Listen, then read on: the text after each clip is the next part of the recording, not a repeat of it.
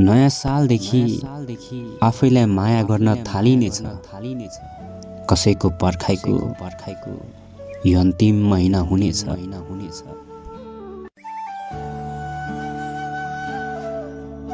केही आफ्नाहरूलाई पराई, केही पराईहरूलाई आफ्नो बनाउँदै हेर्दा हेर्दै यस्तरी नै बित्यो यो साल पनि।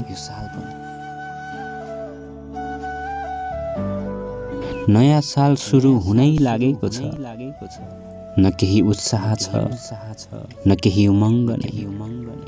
बस गुनासो छ आफैसँग, न कमाउन सकियो, न जमाउने।